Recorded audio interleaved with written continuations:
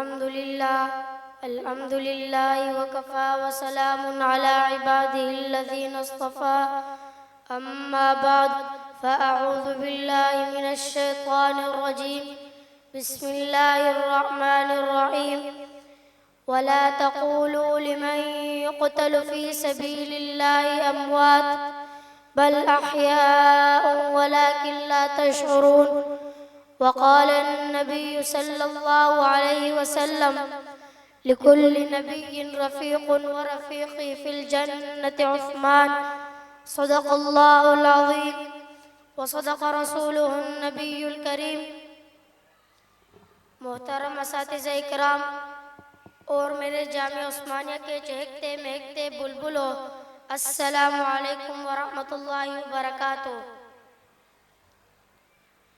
آج میں آپ حضرات کے سامنے جس موضوع پر لب کشائی کرنے کی جسارت حاصل کر رہا ہوں وہ ہے عظمت عثمان غنی رضی اللہ تعالیٰ عنہ. سامعین محترم، آپ کا تعلق چونکہ دینی طبقے سے ہے اس لیے آپ حضرات یہ جانتے ہوں گے آپ کا نام عثمان اور لقب ذوالنورین ہے. علماء نے لکھا ہے حضرت آدم علیہ السلام سے لے کر نبی کریم صلی اللہ علیہ وسلم تک کسی نبی کی دو بیٹیاں ایک ہی آدمی کے نکاح میں ایک کے بعد دیگرے نہیں آئی سوائے حضرت عثمان کے. یہ سعادت اگر کسی کے حصے میں آئی ہے تو وہ ہے عثمان غنی رضی اللہ تعالیٰ عنہ. پہلے حضرت رقیہ رضی اللہ تعالیٰ عنہ سے آپ کا نکاح ہوا.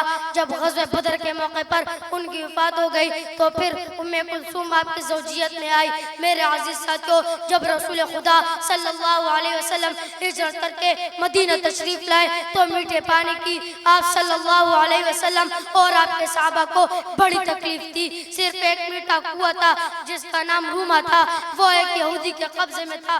وہ اس کا پانی منہ مانگے داموں بیچتا تھا. حضرت صلی اللہ علیہ وسلم نے فرمایا جو شخص اس کنویں کو خرید کر اللہ کی راہ میں وقف کر دے اس کو جنت ملے گی. حضرت عثمان رضی اللہ تعالیٰ عنہ نے اس کنویں کو خرید کر وقف کر دیا.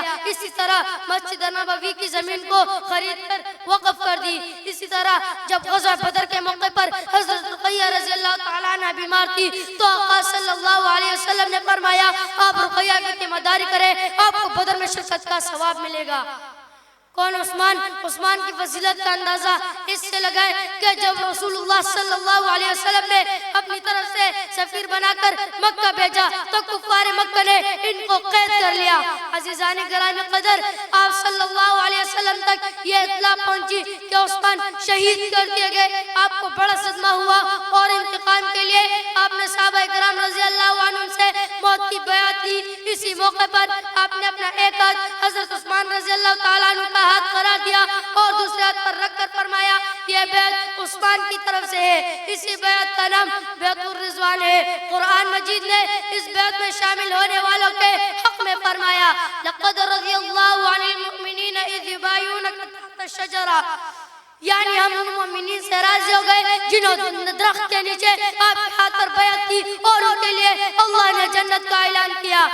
سامعین محترم، جب یہودی اور منافقین نے خلافت سے دستبردار ہونے کو کہا تو حضرت عثمان غنی رضی اللہ تعالیٰ عنہ نے عشق رسالت میں مگن ہو کر ایسا جواب دیا جو سونے کے پانی کے ساتھ لکھنے کے قابل ہے. اور تاریخ کے سنہری افاق میں وہ جواب لکھا گیا کہ فرماتے مجھے حکومت کرنے کی کوئی ضرورت نہیں، لیکن میرے آقا میرے سر کی تاج محمد رسول اللہ صلی اللہ علیہ وسلم نے ارشاد فرمایا تھا عثمان اللہ آپ کو ایک قمیص پہنائے گا، خلافت کی قمیص. لوگ اس قمیص کو اتارنا چاہیں گے تو کٹ جانا، مر جانا، لیکن اس قمیص سے خلافت کو نہ اتارنا.